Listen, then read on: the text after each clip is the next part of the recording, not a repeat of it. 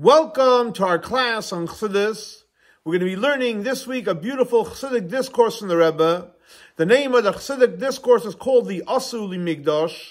The Rebbe said this Chassidic discourse on Shabbos Parashas Truma, which was on the 6th day of the month of Adar, in the year Tafshin Mem Gimel, 39 years ago. So again, the Chassidic discourse is based on the verse in this week's Torah portion where it says, "V'asu li Mikdash," where Hashem commands the Jewish people to make a Mikdash, a base of Mikdash, and Hashem says, when you make it for me, "V'shachanti b'soicham," I will dwell amongst you. So it's brought down in Chazal that tell us that any time it says in the Torah, "Li," to me, "Einoi zaz li olam," it's everlasting, it doesn't get moved. In other words, not in this world and not in the world to come. And as it says, in reference to the base of Mikdash, the also li Mikdash, you should make li to me. That means the Mikdash is everlasting. So Rebbe asks a question. We know the Mikdash, where it says the also li Mikdash, is also referring to the Mishkan. Like the Talmud says, that Mishkan is called Mikdash and Mikdash is called Mishkan. Nevertheless, in the Mishkan we know, in the tabernacle, there were changes. And the same thing also with in reference to the base of Mikdash itself. The base of Mikdash that King Solomon made and the second base of Mikdash, they were both destroyed. So in other words, besides the fact that there was changes in the Mishkan, the tabernacle constantly moved. But the fact is in the two Bati Mikdash, in the two temples, they were both destroyed. So how can the Medrash say, "Ein zaz la'elam," it never gets moved? Anytime it says "Vassu li," you should make it to me, it's everlasting. The fact is they were moved and they were destroyed. So the Rebbe brings from the Tzemach Tzedek, the third Chabad Rebbe, and his classical works of Chassidus in the Parsha, called Oira Torah, and he says as follows, that the Mikdash on high, the Mikdash in heaven, is connected to the Mikdash down below. In other words, there's two base of Mikdash. There's a Mikdash in heaven, there's a Mikdash down here, and the two of them are connected. And he says, just like we find in reference to not only the base of Mikdash, but the whole city of Jerusalem, which Yerushalayim Habnuya, the whole Jerusalem that's built. So it says in Psalms, Ke'ir shechubra lo yachtov, that it's connected. And the commentaries tell us, what does it mean that it's connected? That the Yerushalayim, the Jerusalem as we know it down here, there's a Jerusalem on high in heaven as well. And the Jerusalem on high is connected to the Jerusalem down below. So just like the Jerusalem on high is connected to the Jerusalem down below, the same thing also, the Mikdash on high is connected to the Mikdash down below. So based on this, the Tzemach Tzedek explains, Rebbe the Tzemach Tzedek explains, what does it mean, Einei zaz la'olam, the base of Mikdash is everlasting, that even though unfortunately we don't have the temple today, but the powerful light and the powerful energy of the base HaMikdash on high is shining down in this world now as well. So Rebbe says, very nice, it's a nice answer, however, that's referring to a spiritual base of Mikdash. Yeah, there's a spiritual base of Mikdash on high in heaven. But what does it have to do with the base of Mikdash down here in this world? And matter of fact, the command says, "V'asu li Mikdash." You should make to me a Mikdash not on heaven, but down here in this world. And that base of Mikdash that we make down in this world, that should not be moved. So you're going to answer me what this base of Mikdash on high, very nice, I love it. But where's the base of Mikdash down here when it says, "Ve'ein zaz la'olam"? So Rebbe says, you can say, that's why the Tzemach Tzedek brings another explanation. Based on a verse in the prophet, a famous verse in the prophet that says, that Hashem says, unfortunately we're going to go into Galus, so it says, the prophet says, V'hei lehem l'migdash ma'at, I'll have a small base of Mikdash.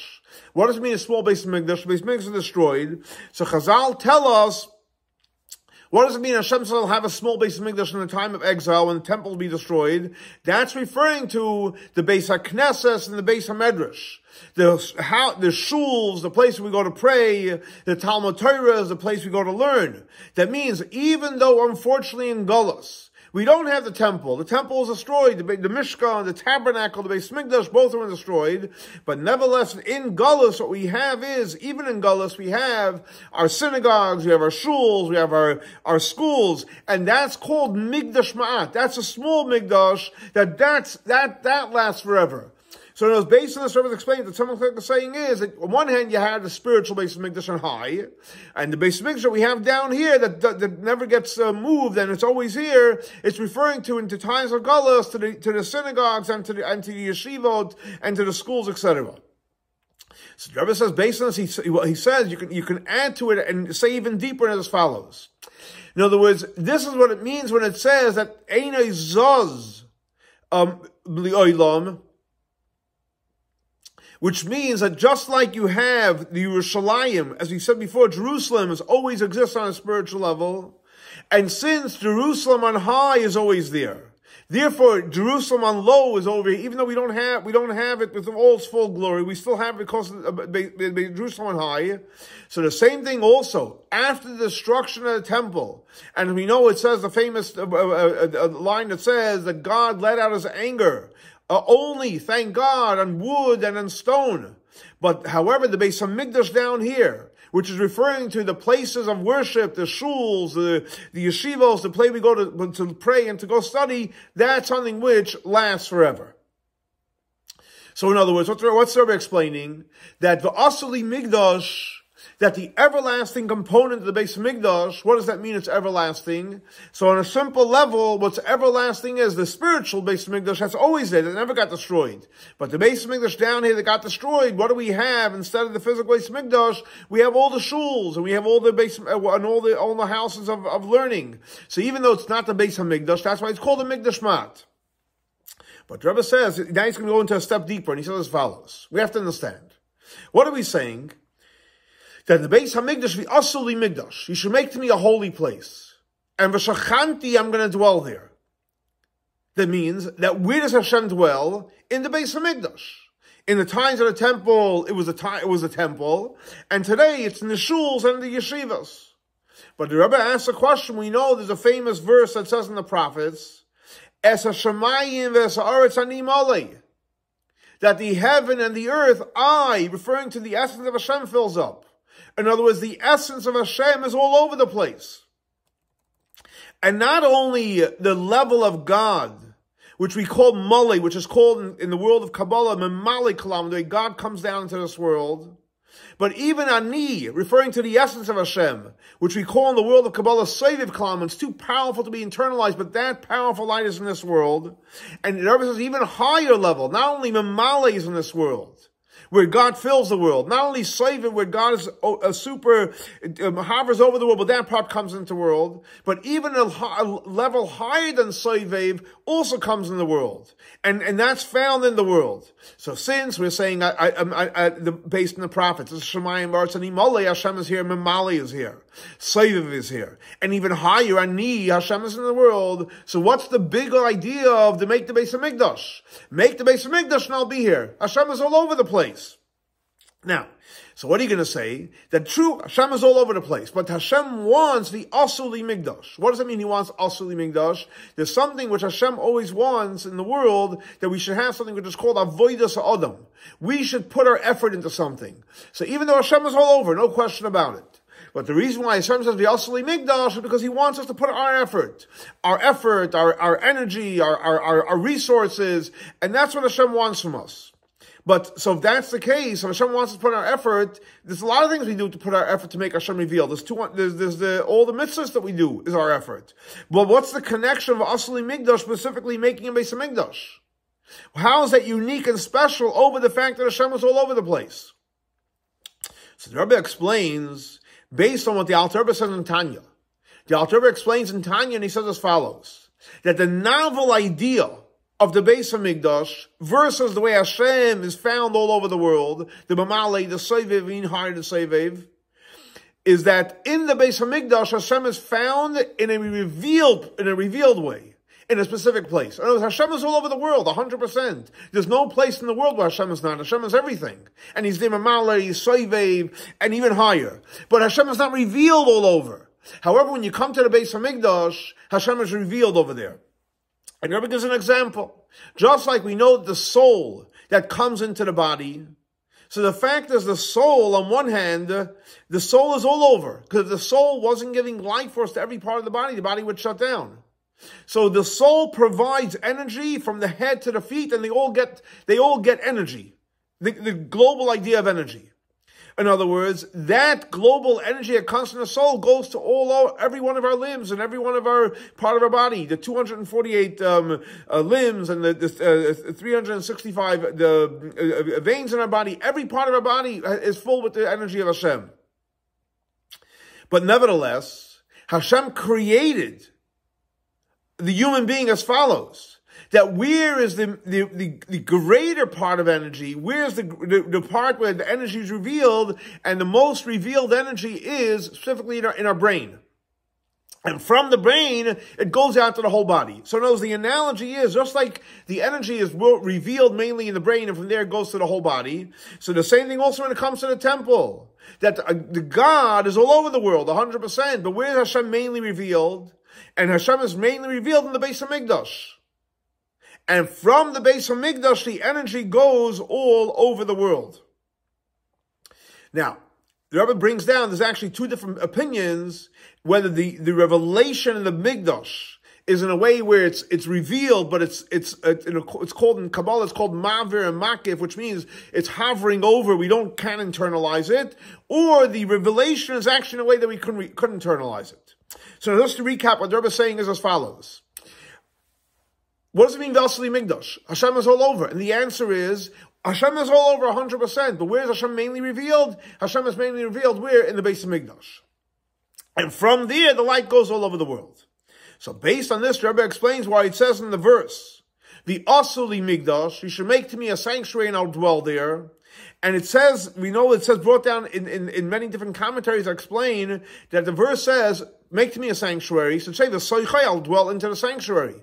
But it doesn't say B'soichai. It says B'soicham, plural. What do you mean plural? And it's referring to Hashem will dwell into each and every one of us, which is a powerful shift. The Asuli Mikdash, make to me a sanctuary, and Hashem will dwell where? Into every single one of us. In other words, what does that mean practically? That this component that in the Mikdash, Hashem is revealed, therefore Hashem is revealed in every single one of us. And not only Hashem is revealed into every single one of us, but also, for example, just like in the base of Mikdash, there's the menorah, there's the tabernacle, there's the mizbeach, there's the altar, there's the candelabra, etc. So therefore, within us, Hashem it dwells within each and every one, just like He dwells within the temple. What does that mean practically? The Rebbe explains like this. The Rebbe says it's based on what's brought down in many places in Chassidus, and specifically in the book called Sefer HaMitzvos of the Tzemach Tzedek. He has a very powerful book that explains the different mitzvos according to Kabbalah, and he says as follows. We know that the Mishkan, the tabernacle, had curtains and it had beams. So the curtains is more hovers over, it's more makif, and the beams are more focused. Or, for example, another analogy would be the curtains, which is more makif, and the vessels of the Mikdash is more pnimi, specific vessels with specific things, which goes into the category in the Mishkan. You have makif and pnimi. You have lights which are very, very powerful. You cannot internalize, but they're powerful lights. And then you have lights which they get internalized. So that's the way it was in the Beis HaMikdash, in the Mishkan. So the same thing also applies to us spiritually. Why? Again, to stay focused. Since it says, V'shachanti b'soicham, I'm going to dwell within you. So just like in the temple, there was an avodah, there was a spiritual work of makif, the way the curtains went around, and the way it got pnimi, internalized, whether it's through the beams or through the different vessels of the Beis HaMikdash. The same thing also within each and every one of us, we have two different ways we connect to Hashem, in a way of makif and a way of pnimi. And as our service to Hashem gets divided onto the way we internalize our relationship with Hashem, and the way we connect to Hashem more in a makif way, in a superficial type of way. What does that mean? Not superficial. The way it hovers over is very, very powerful. And the Rebbe brings the verse that says as follows. Oite or kasalma, that the light surrounds us like a garment. Noite shamayim kayariya, the heaven harbors over us. So you see, there's the oil which gets the light gets internalized, and then there's something which goes around us, surrounds us. What is that referring to on a spiritual level? So it's brought down in Kabbalah and it says like this. There's the idea of noite shamayim kayiriya. And it's referring to heaven, the way it hovers over us. That's referring to makif, the way something hovers over us from the outside. But then there's something which is called oita'er. Hashem plants within us the light. What is light? Light, we know, is that's something we internalize. That's something we have personal benefit from. That's something which goes into a pneumius. So you have the light which you internalize, and then you have the heaven which goes into makif. What does that mean practically? So the Rebbe explains like this. What does it mean in avodah ha'adam, which means practically speaking our service of Hashem? There's the avodah of makif, which hovers around over us, or it's like a garment. What does that represent? That represents the avodah, the work of doing a mitzvah. So when we do a mitzvah, and again, there's 613 commandments, there's 248 positive commandments, there's 365 negative commandments. So anytime we do a mitzvah, or we refrain from transgressing against the mitzvah, that we are creating spiritual garments for us. Like the author explains at length in Tanya in the beginning, which is referring to mitzvahs as a garment which hovers around us. And that's in general. More specific, the Rebbe says, in mitzvahs you have two different levels in mitzvahs. In other words, besides the fact that, in generally speaking, there's two different levels of mitzvahs. In other words, there's the way a mitzvah was given to us down in this world, a physical mitzvah, and then there's a mitzvah the way it's on high, on a spiritual. What does that mean on spiritual, on high? And there brings the verse that says, Magid devorav liYaakov, chukav mishpat of Yisrael.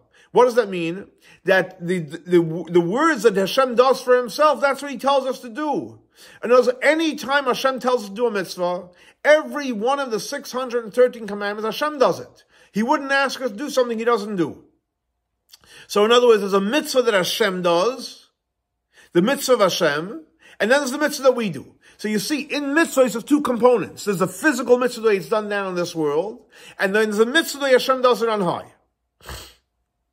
But besides those two levels of mitzvahs, the way it's on high, the way it's down here, even the way a mitzvah comes down into this world, when we do the mitzvah, there's two different levels to the mitzvah. And again, as we said before, what's a mitzvah? A mitzvah is a makif. It hovers around the person. You're doing Hashem's command. So there's something which is called makif hakorov. It hovers around in a very, very close, snug way when you do certain mitzvahs. And then there's makif harochaik. It hovers around more in a circumference type of way. It's not so snug. And like the Rebbe says, it's explained at length, and the author explains it at length in the Kutei Torah at the end. In other words, what does that mean? There's a mitzvah which is more makif hakarov, and one that's more makif harochaik. So the author explains that a mitzvah that we also understand, which is given to us tam v'das, that's a makif hakarov. We understand it, we comprehend it. That's already a mitzvah, even though it's a mitzvah, it's a command from Hashem. We're doing Hashem's will, but we can comprehend it. It makes sense to us. That's called makif hakarov. But then there's a mitzvah which is beyond logic. We don't understand it. That's called makif harochaik, because when you do it, you're still connected to Hashem, but it's not internalized because you don't understand it. And the way we understand things, the way we internalize things is through comprehension. So again, to clarify, mitzvahs are makif. And as we learned, there's almost like 4 levels of mitzvahs. There's mitzvah the way it's on high, the way mitzvah down below, and the way mitzvah's down below, there's makif hakarov and makif harochaik, which means the ones we understand, the ones we don't understand. That is makif, which is referring to mitzvahs. But then there's the avodah, our spiritual work of pneumius, how we internalize things. How do we internalize things? And what we use to internalize things is our intellect. So what do we process with our intellect when we learn Torah? So anytime you sit down and learn Torah, you read Chumash, Mishnah, Talmud, Kabbalah, whatever you're reading, and then you sit and you comprehend it, and you understand it, and you think about it, you meditate on it. So now you're internalizing. You're bringing it into a pneumius, into an internalization, Hashem's intellect and Hashem's ideas. So in other words, like the author explains in Tanya that learning Torah is like food. And it's like it says in the Torah, the Torah is going into my innards. In other words, when we learn Torah, we get internalized. Now, so again, before we get deeper into it, so the Rebbe is explaining is there's two components in the temple. One is the avodah of makif, the curtains, and one is the avodah primius, the different vessels that we use in the temple. The same thing also in our spiritual service of Hashem. There's the makif, which is the mitzvahs. And in the makif and mitzvahs, there's a level, the way mitzvahs are high, but relate to us. The ones that we comprehend, that's makif ha-karoiv. The ones we don't comprehend, that's makif ha-rochaik. And then there's when we learn Torah, that's the avodah primia, we're understanding the Torah of Hashem. So the Rebbe says, even though, generally speaking, Torah is more pnimius, but nevertheless, what does the verse say? Oita urka salma. In other words, that when it's referring to the light of Torah, it also uses the term of a garment. And a garment we know is a makif. And the Rebbe explains that there's two levels in learning Torah. There's learning Torah, the revealed part of Torah, and learning Torah, the internal part of the Torah. So one is more Torah when it's more makif, and then when you learn Chassidus and you internalize, it becomes more of a pnimius. Now, so in other words, what's our spiritual work in this world? To do mitzvahs and learn Torah, and that's how we do the spiritual service of the temple. That's the Asuli Mikdash on a personal level. Learning Torah and doing mitzvahs, we're making our physical abode the Mikdash for Hashem. So the Rebbe says when we create our Mikdash, which means when we learn Torah, it means we're doing the avodah of the Beis Mikdash and the Pnimius, and we do a mitzvah, we were doing the avodah of the Beis Mikdash by from Makiv, we do it on a spiritual level. In other words, by learning Torah and doing mitzvahs, so by us doing our avodah, our spiritual work, we merit. As the verse says after the Asli Mikdash, so Hashem says, V'chein tasu, so you should do. In other words, and Rashi says, what I mean you should do, not only then when you built the Beis Mikdash, Rashi says clearly, it's referring to L'doiros, for future generations. It means till the Asli Mikdash, Hashem commanded us to make the Mikdash again, which we know is learning, turning, doing and mitzvahs. And then the verse after says, V'chein tasu, and it's an everlasting commandment till today. Every time we learn Torah, we're doing mitzvahs, we are Tchein tasu, we're building the Beis Mikdash. So we'll merit, by doing our work, we'll merit to have the ultimate third Beis Mikdash. The Beis Mikdash of La'asad Lavai. And as we know, in reference to the third Beis Mikdash, what does it say in the prophets? Or in the Torah actually, Mikdash Hashem koinu yedecha, that the Mikdash of Hashem that Hashem formed with His own hands, because even though that the tabernacle didn't last forever, and the same thing also the Beis Hamikdash of King Solomon didn't last forever, but what's going to come to the Beis Hamikdash of the future, of Mashiach, which that's referring to where it says Mikdash of Hashem, Koinu Yadecha, that Hashem is going to make it, that's going to be a building that's going to last forever. And like it says, explained in the Zohar, that the third Beis Hamikdash is going to be really nitzchi, really everlasting. But where does it come from that will eventually will have the third Beis Mikdash is going to last forever? So Rebbe says the energy and the strength comes from the original Mikdash, the Mishkan that Moshe Rabbeinu made. And as the Torah says clearly, V'chein tasu l'doiros, like Rashi says, when we us learning Torah and doing mitzvahs, we're going to do our part. That will give the energy for the third Beis Mikdash. And Rebbe says, finish off, and he says like this: it should be the will of Hashem that very, very soon we'll have the building of the third Beis Hamikdash. How's that going to happen? Because we learn now in the Torah about the Beis Hamikdash. And we know the Torah is everlasting. And especially when you learn in this week's Torah portion about the building of the Beis Hamikdash. And like the Rebbe brings from the famous saying of the Alter Rebbe, that a person has to live, we have to learn with the parsha of the week. So but when we learn with the parsha of the week, and we learn about the building of Mikdash, we have the strength and the power that by us being busy learning Torah and doing mitzvahs, which is the avodah of Asli Mikdash, will merit very, very soon and very quickly to building the third Beis Hamikdash, which is going to happen in the true and complete redemption through Mashiach Tzidkenu. And as we know, it's brought down in the Zohar and many other places that the Beis Hamikdash is already built. It's ready on high. And it just has to come down to this world. And literally, like within a second, just like you would say a second, it's going to come down to this world. And the Rebbe finishes off, says, B'meheira b'yameinu mamash. It should happen very, very quickly in our days, literally in a physical level. So obviously you see it's a very, very powerful Chassidic discourse, because it shows us that a temple is everlasting. Maybe not the physical temple, but the spiritual work that we do by learning Torah and mitzvahs makes the temple everlasting, besides the fact the temple everlasting on high. But more important, when we learn Torah and we do mitzvahs, we do the avoid of the Beis HaMikdash, we are creating the energy for the third Beis HaMikdash, and let's hope that our next class will be in Yerushalayim, Ir HaKodesh. Have a great and blessed week. Shavua Tov.